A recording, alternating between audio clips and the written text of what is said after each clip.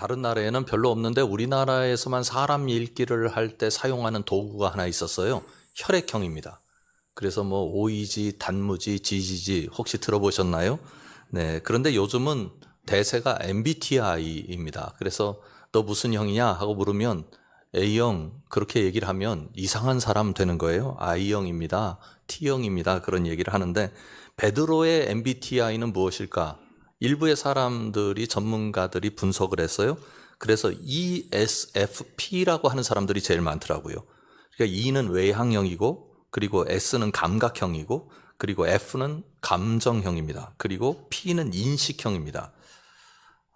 베드로 분명히 외향형인 사람이죠. 외향형인 사람의 가장 두드러진 특징은 에너지를 밖에서 끌어왔습니다. 다른 사람들에게서 에너지를 받아내고 그리고 밖에서 어떤 일을 통해서 에너지를 얻어서 쓰는 스타일입니다. 그러니 다른 사람들 앞에 앞장서는 거 좋아하고요. 그리고 대인관계를 매우 중요시 여길 수밖에 없고 많은 사람들에게 영향을 미치기 위해서 행동으로 보여주는 스타일이라고 볼 수 있습니다. 그런가 하면 피인식형은 상황 판단을 잘합니다. 그래서 어떤 틀이나 규범에 얽매이기보다는 상황에 맞추어서 대처를 잘하는 그런 특징이 있습니다. 베드로가 그런 사람이었습니다. 그러니 베드로에게는 다른 사람이 나를 어떻게 생각하느냐가 매우 중요한 거예요. 다른 사람들로부터 에너지를 가져와야 하니까. 그런 베드로에게 예수님을 3번 부인하는 사건은 매우 충격적인 일이었습니다. 절대로 일어나서는 안 되는 일인 거예요. 그건 베드로가 아니에요. 그러니까 베드로 입장에서 보면 낯선 베드로를 자기가 지금 쳐다보고 있는 겁니다. 이거 내가 할 일이 아닌데? 이건 내가 아닌데? 왜 내가 이렇게 했지? 실패한 자신을 바라볼 수밖에 없는, 직면할 수밖에 없는 고통이 그에게 있었을 것입니다. 성경은 그의 충격이 얼마나 컸는지를 구체적으로 말씀하고 있습니다. 마태복음 26장 75절입니다. 이에 베드로가 예수의 말씀에 닭 울기 전에 내가 3번 나를 부인하리라 하심이 생각나서 밖에 나가서 심히 통곡하니라. 그냥 통곡한 게 아니에요. 부사가 붙어 있어요. 앞에 심히 통곡했다. 그런데 사람들 앞에서 그렇게 할 수 없잖아요. 외향형이니까.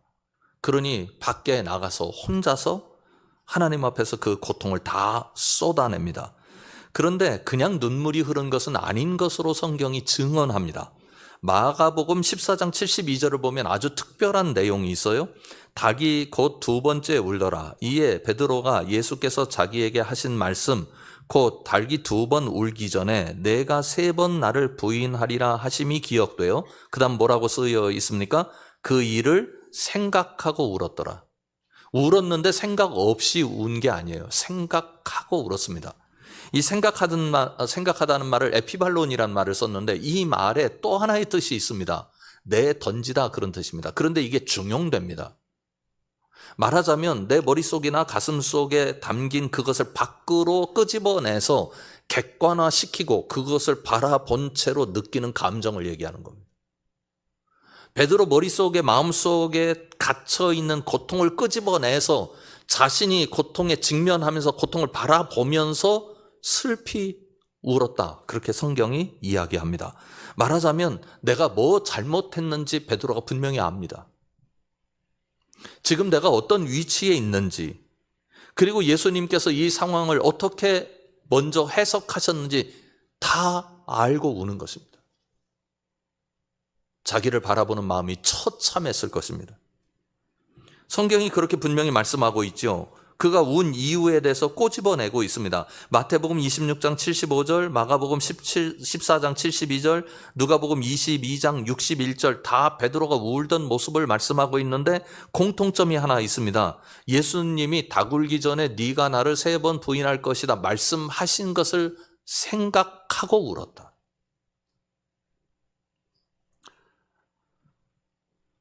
베드로는 자신이 얼마나 비참하고 처절하게 무너진 사람인지, 주님의 제자로서 얼마나 비참한 상황을 맞이했는지 그는 분명하게 느끼고 있었습니다. 이제는 내 가치가 없어진 거예요. 다른 사람 앞에 나가서 일을 해야 하는데 다른 사람들이 나를 뭐라 할 거예요.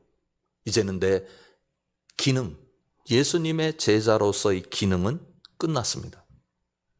그런데 베드로에게 놀라운 일이 하나 일어나요. 예수님께서 베드로를 부활하신 다음에 찾아오셨습니다.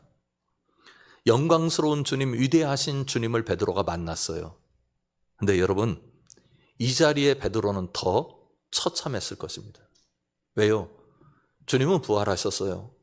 위대하신 하나님이심을 증명하셨어요. 죽음을 이기셨어요. 그런 주님 앞에 있는 자신은 어떤 존재입니까? 실패했어요. 무너져 버렸어요.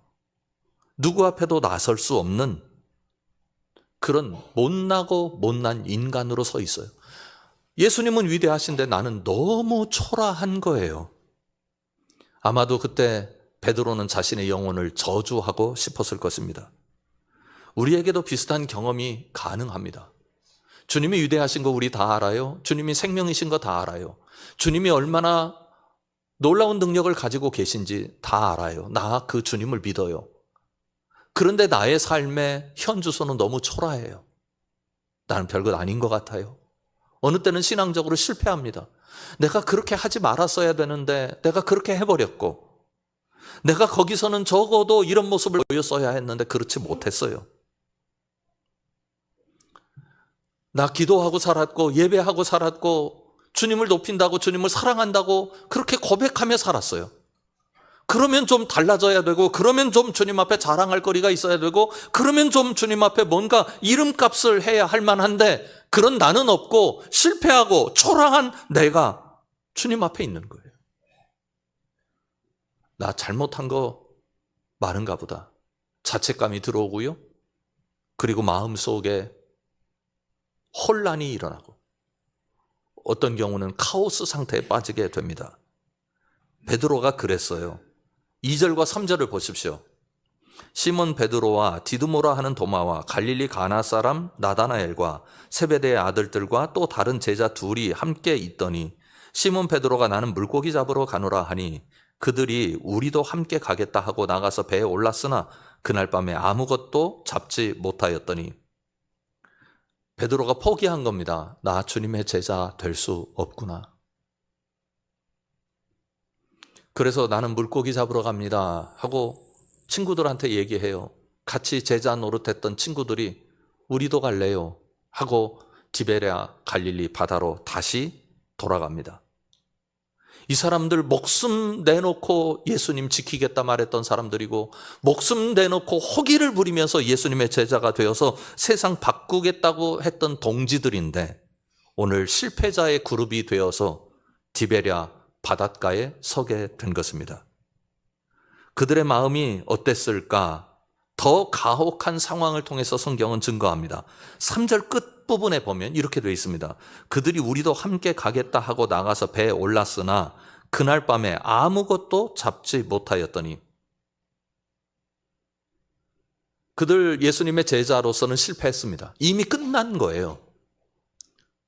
그래도 생업의 현장이 전에 있었으니 그리로 돌아가면 먹고는 살겠지, 그렇게 생각을 한 거죠.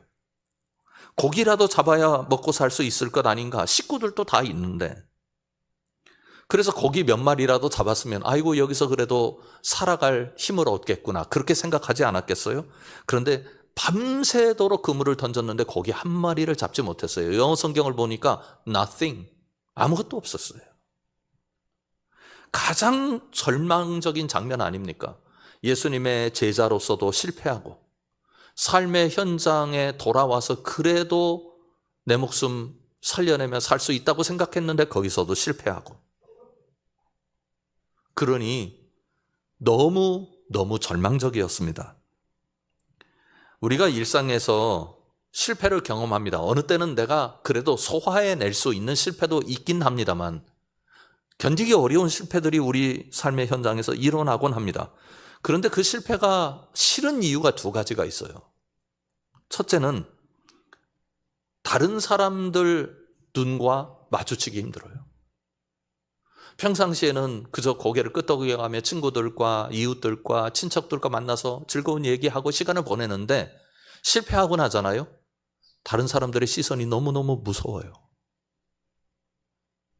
그 사람들은 그런 생각으로 나를 바라보지 않는다는 것 다 알고 있어요. 근데 내가 무서운 거예요. 그 사람들이 다 그런 눈인 것 같은 착각이 생기는 거죠. 둘째는 실패는 다른 실패를 또 겹쳐서 일어나게 만드는 경향이 있습니다. 여기서 실패했는데 그게 영향을 미쳐서 또 다른 실패를 불러일으키고 나에게 고통을 줍니다. 베드로가 그랬어요. 예수님의 제자로서도 실패하고 삶에서도 실패하고 희망이 없습니다. 그런 베드로의 삶의 현장에 놀라운 주님의 계획이 움직입니다. 1절과 4절을 보십시오.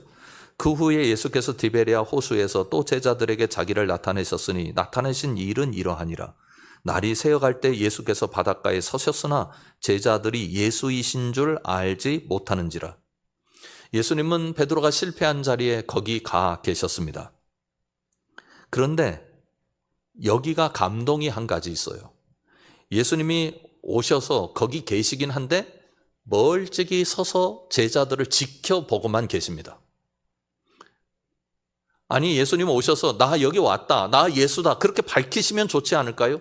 너희들 너무 절망하지 말아라, 내가 가르쳐 줄게, 너희들 이렇게 하면 다시 희망을 가질 수 있어 라고 예수님께서 격려하실 수 있지 않겠어요? 그런데 왜 멀찍이 지켜보고 계신 걸까요?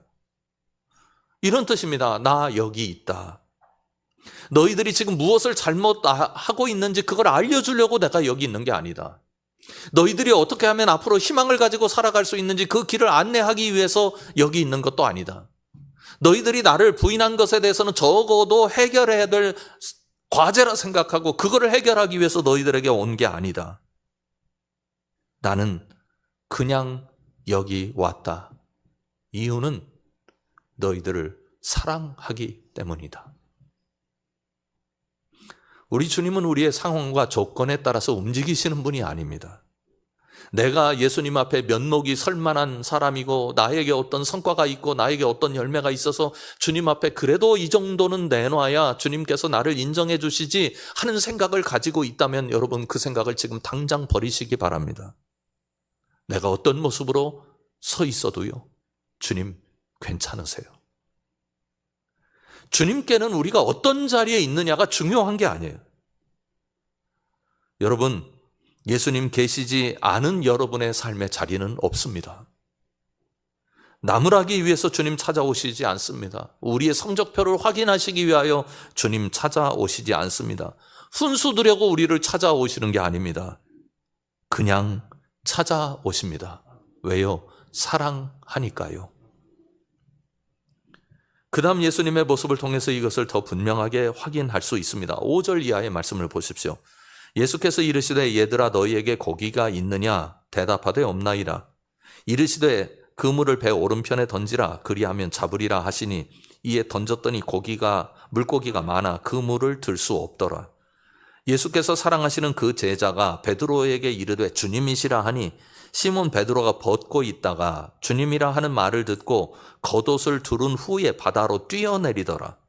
다른 제자들은 육지에서 거리가 불과 한 50칸쯤 되므로 작은 배를 타고 물고기 든 그물을 끌고 와서 육지에 올라보니 숯불이 있는데 그 위에 생선이 놓였고 떡도 있더라. 한 제자가 베드로에게 이야기합니다. 저분이 예수님이셔. 그 제자는 요한입니다. 요한이 베드로에게 넌지시 예수님이라고 알려주자 베드로가 어떻게 합니까? 7절 이하를 다시 보십시오. 우리 같이 읽어보겠습니다. 예수께서 사랑하시는 그 제자가 베드로에게 이르되 주님이시라 하니 시몬 베드로가 벗고 있다가 주님이라 하는 말을 듣고 겉옷을 두른 후에 바다로 뛰어내리더라. 다른 제자들은 육지에서 거리가 불과 한 50칸쯤 되므로 작은 배를 타고 물고기 든 그물을 끌고 와서 육지에 올라보니 숯불이 있는데 그 위에 생선이 놓였고 떡도 있더라. 아멘.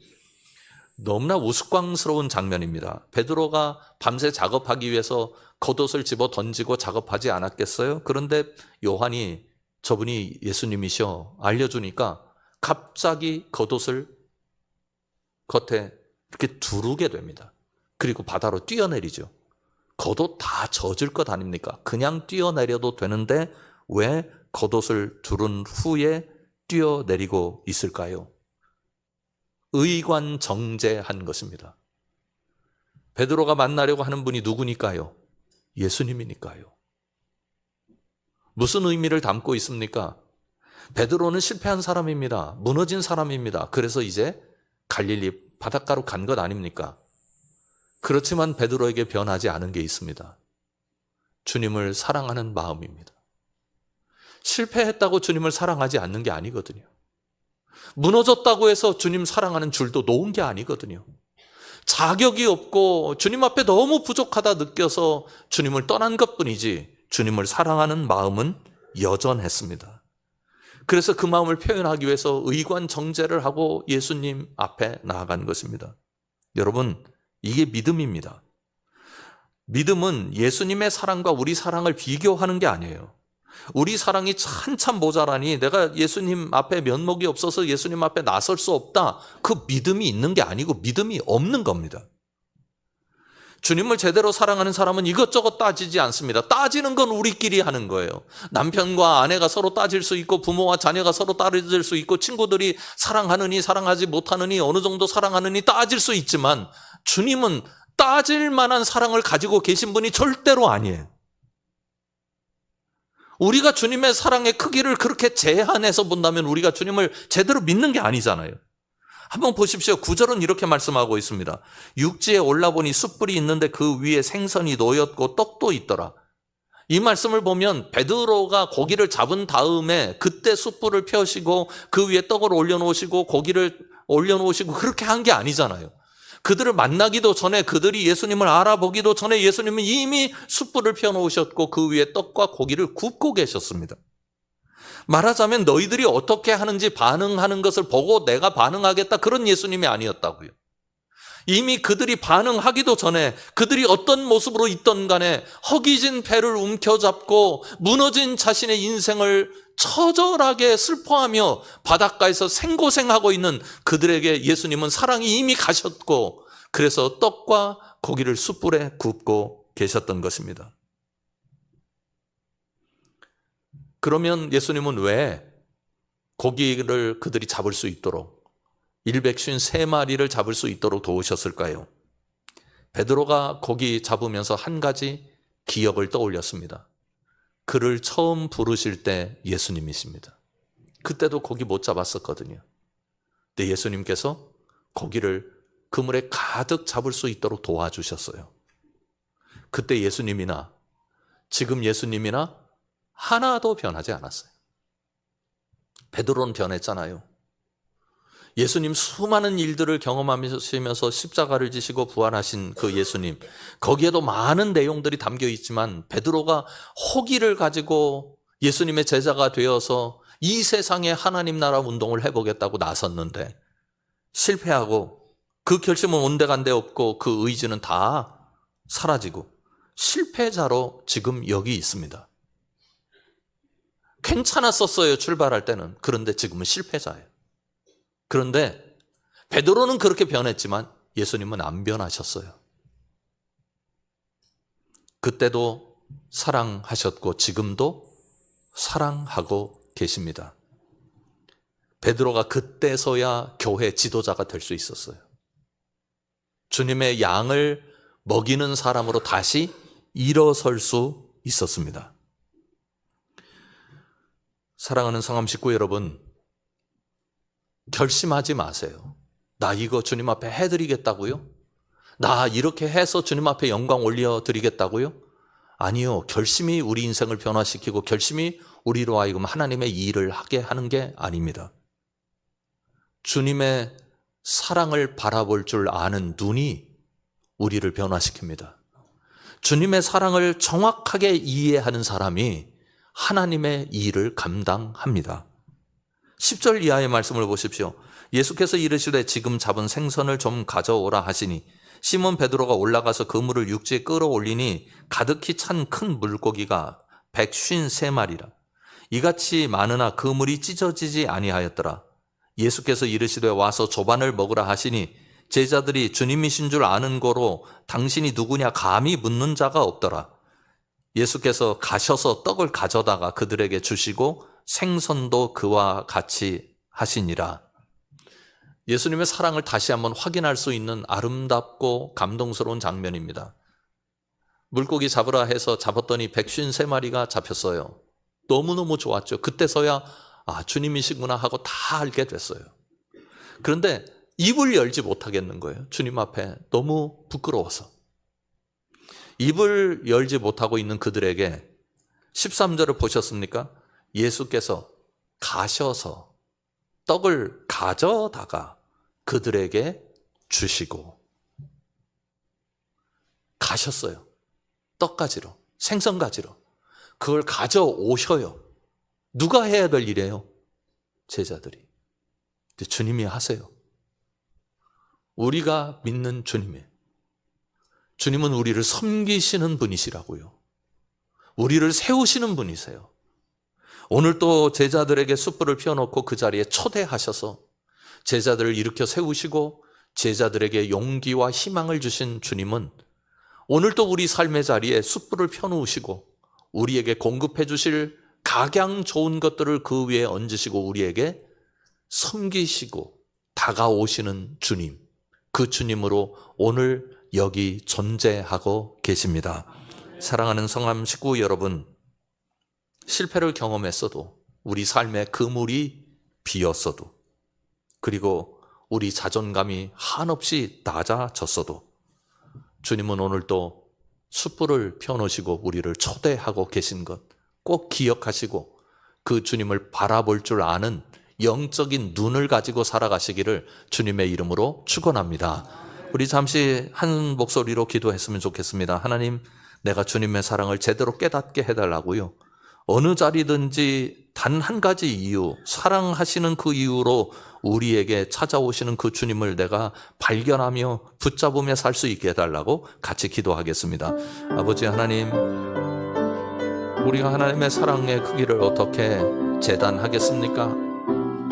오늘 이 자리에 찾아오시고 오늘 삶의 자리에 우리를 위하여 일하시는 주님이 계시기에 그것이 우리에게 희망이고 그것이 우리에게 역사입니다. 아버지 하나님, 오늘 우리에게 눈을 밝히 열어주시되 주님께서 우리를 얼마나 사랑하고 계신지를 볼 수 있는 눈이 있게 해주시길 원합니다. 그때서야 우리가 주님을 제대로 경외할 수 있고 그때서야 우리가 주님을 제대로 섬길 수 있고 주님의 역사를 일으켜 가게 될 줄 믿습니다. 주님, 우리에게 그 눈을 허락하여 주시옵소서.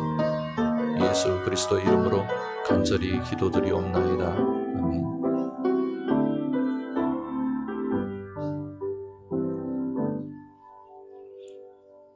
하나님 앞에 간절히 구하옵나니 우리 모두의 눈을 열어주셔서 우리가 어떤 삶의 자리에 있건 오늘 우리를 위하여 다가오시고 일하시는 주님의 사랑을 발견할 수 있도록 역사하여 주시옵소서.